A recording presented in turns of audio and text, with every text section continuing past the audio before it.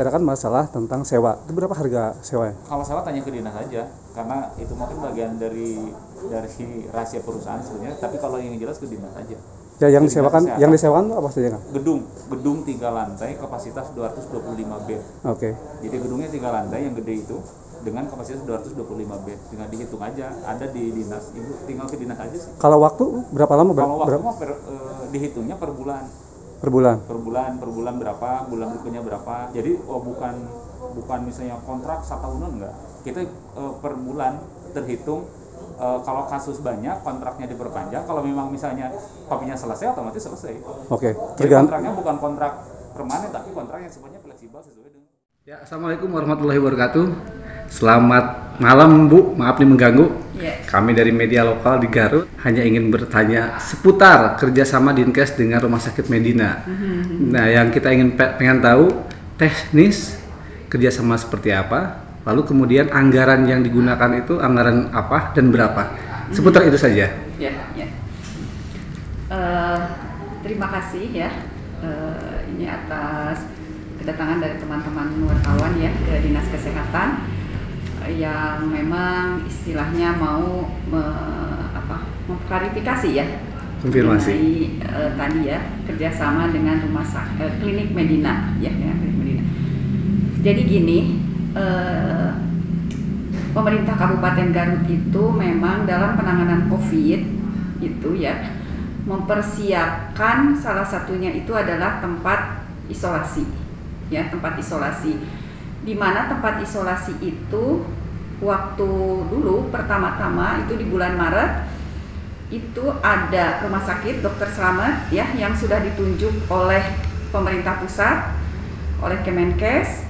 Nah, kita juga menyiapkan tempat isolasi lainnya selain rumah sakit untuk mengantisipasi penuhnya rumah sakit ya, karena kita ketahui kan selama ini bahwa Rumah Sakit Dr. Slamet itu tanpa merawat COVID pun sudah penuh, apalagi kalau ditambah dengan merawat COVID. Kapasitasnya gitu ya. Terbatas ya? Kapasitasnya terbatas gitu ya, belum mencukupi lah untuk mungkin menangani pasien-pasien seluruh Kabupaten Garut ini. Gitu. Makanya pemerintah Kabupaten Garut waktu itu menyiapkan alternatif tempat isolasi, terutama untuk penderita COVID yang tidak bergejala. Tidak bergejala ya? Awalnya, karena kan kalau yang bergejala itu dirawat di rumah sakit. Kalau yang tidak bergejala itu diisolasi di tempat isolasi ya. Dan ini sebetulnya sudah menjadi kebijakan di berbagai daerah juga ya.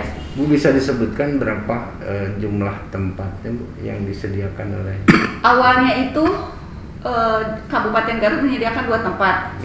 Yaitu Dr. Slamet sama karena Dr. Slamet kan sudah ditunjuk ya dari Kemenkes, sama klinik Medina, klinik Medina ya. Secara keseluruhan berapa Bu sekarang? Kalau sekarang itu kan kemudian bertumbuh ya. Ketika pasien tambah banyak, kemudian kita juga mengembangkan kerjasama dengan rumah sakit swasta agar mau menerima COVID juga, pasien COVID. Hal ini memang menjadi sebuah keniscayaan karena ternyata yang rumah sakit swasta itu pasien-pasiennya ternyata yang dirawat itu setelah diperiksa ada yang positif COVID juga. Jadi otomatis mereka itu juga mau tidak mau mereka harus juga merawat yang pasien COVID itu gitu ya. Nah, kemudian juga ditambah dengan rumah sakit Pamengpeuk ya, itu karena RSUD Bu ya? RSUD Pamengpeuk itu sudah ditunjuk dari Provinsi Jawa Barat. Kemudian tempat isolasi juga ditambah dari rumah sakit darurat ya. Rumah sakit darurat ditambah dari klinik Medina ya, kemudian Diklat KB, kemudian Rusunawa dan Islamic Center. Ya, cuman memang alhamdulillahnya sekarang sudah agak menurun kasusnya, dan untuk Islamic Center dan Diklat KB untuk sementara kita tutup dulu gitu. Rusunawa sama rumah sakit darurat Medina masih kita berjalan ya. Nanti kalau misalnya itu pasiennya meningkat lagi, kita buka lagi seperti itu ya. Mudah-mudahan menurun terus ya. Menurun terus ya. Bu, dampak menurunnya ini apa sih kiat-kiat dari Dinkes sendiri Bu? Ini kan satu keberhasilan ya. Iya. Apa sih yang dilakukan Dinas Kesehatan sendiri Bu selama ini? Jadi ini sebetulnya kita memang tetap lakukan 3T ya, testing, tracing, tracking, dan treatment ya. Ini memang, dan kita juga tetap melaksanakan sosialisasi prokes 3M ini, kerjasama juga semua satuan tugas lah ya, bukan hanya Dinkes. Ini sebetulnya bukan efek dari gerakan Dinkes, bukan hanya gerakan Dinkes, tapi juga sinergitas semua pihak ya, dari Satgas itu. Kemudian juga memang salah satunya pengaruh dari mungkin kesadaran masyarakat sekarang sudah bagus ya. Kita kan jarang sekarang melihat yang tidak memakai masker ya. Orang banyak sudah yang paham lah ya tentang prokes ini gitu, seperti itu. Kemudian juga memang pengaruh dari liburan kayak gitu juga, itu pengaruh. Kemarin waktu liburan pasti akhir ada tahun peningkatan ya kalau ada liburan. Habis liburan naik gitu kan, seperti itu. Karena kan mobilitas dari kota, wah ini ya cukup tinggi ya. Cukup tinggi, tapi kemudian sekarang kita sepertinya orang juga sudah jarang yang bepergian ke sana ke sini. Alhamdulillah juga kasus jadi menurun juga. Jadi perlahan-lahan masyarakat sudah mulai menyadari ya, bahwa apa yang disebutkan pemerintah ternyata dampaknya benar. Ya, ketika ada lonjakan wisata, maka lonjakan terpapar COVID pun semakin tinggi. Betul. Oke. Bu, kembali lagi ke persoalan awal. Ketika kami mendapatkan informasi seputar kebijakan kerjasama dengan rumah sakit Medina, Ibu ya. Konteksnya seperti apa, Bu? Jadi kita memang kerjasamanya itu di bagian kerjasama Pemda ya, dan kita menindaklanjuti dengan MOU. Itu kita itu dengan sewa gedung. Sewa gedung beserta fasilitasnya, gitu ya, beserta fasilitasnya. Jadi maksudnya beserta fasilitasnya gini, misalnya itu di sana ada TV, ya jangan jadi dicopotin TV-nya gitu. Di sana ada fasilitas bed, ada fasilitas meja, kursi, ya beserta isinya saat itu gitu ya, disewanya itu seperti itu. Termasuk juga itu sudah include dengan listrik, dengan wifi gitu ya. Dan air mungkin ya? Dengan air, listrik itu kita sudah tidak bayar lagi gitu, seperti itu. Tapi tenaga kita supply dari Dinas Kesehatan ya. Kemudian juga alat kesehatan yang tidak ada di sana kita supply juga, bed yang kurang kita supply juga gitu ya. Jadi memang kita melengkapinya gitu. Tapi intinya kita itu sebetulnya kerjasama dengan Medina itu adalah sewa gedung. Ya, sewa gedung. Ya, karena masyarakat awam itu kan tidak tahu hal-hal mekanisme itu seperti apa. Betul. Dan setiap ada kejadian pasti yang disalahkan itu Dinkes ya. Iya, betul. Yang pertama kali. Nah, untuk mengantisipasi hal tersebut mungkin kita perlu juga informasi keterbukaan untuk publik, Bu. Betul. Terus mekanismenya apa lagi, Bu, selain dari sewa gedung dan semua beserta alatnya?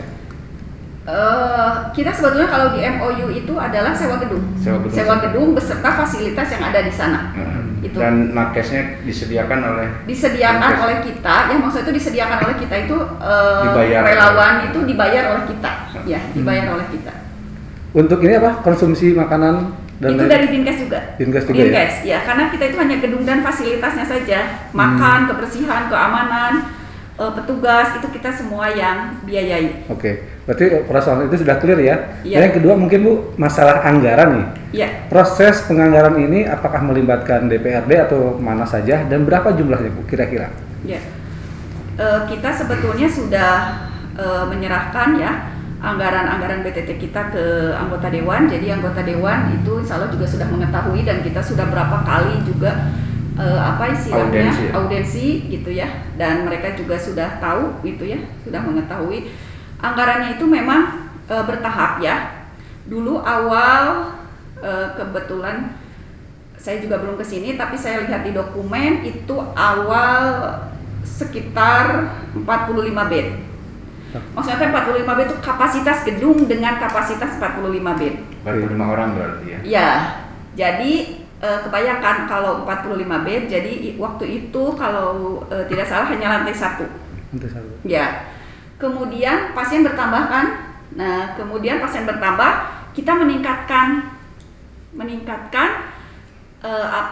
sewanya menjadi ke lantai 2. Oh, tadinya 1 lantai. Ya. dengan kapasitas 45 bed ya.